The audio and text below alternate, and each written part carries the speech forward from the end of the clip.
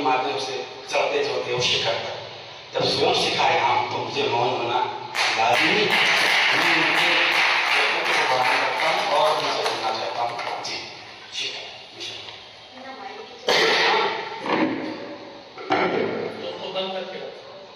नहीं तो सीटी मारेगा गलत नहीं बोला भाई साहब तुम्हारा वाला मारता है की भी जैसे ये कवित्री माइक में है माइक में देखे सीटी बजे वो एक क्या है उसको अच्छा लगा होगा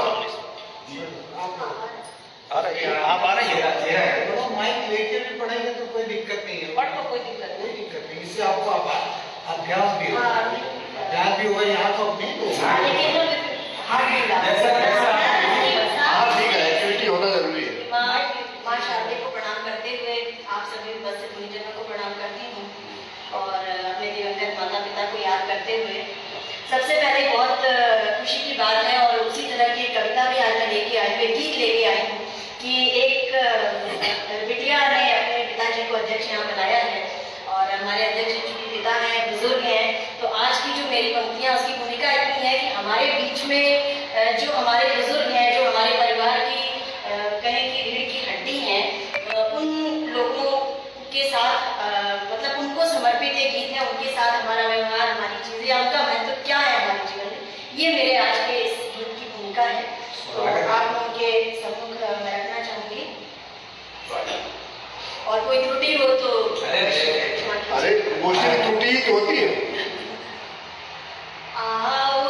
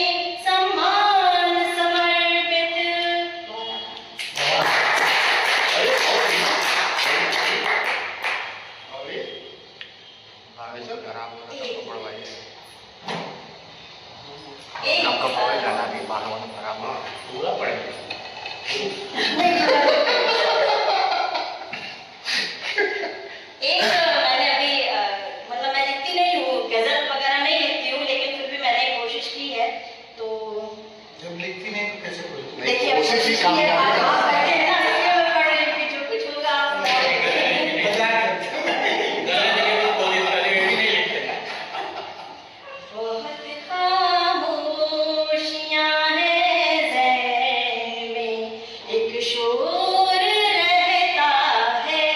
बहुत खामोशियां हैं ज़हन में, एक शोर रहता है कि दिल के बंद कमरे में गमों का जोर रहता है। बहुत अच्छी, बहुत गाने अच्छी। बहुत हटाने के पहले तो बहुत बढ़िया थे। गम का जोर रहता है।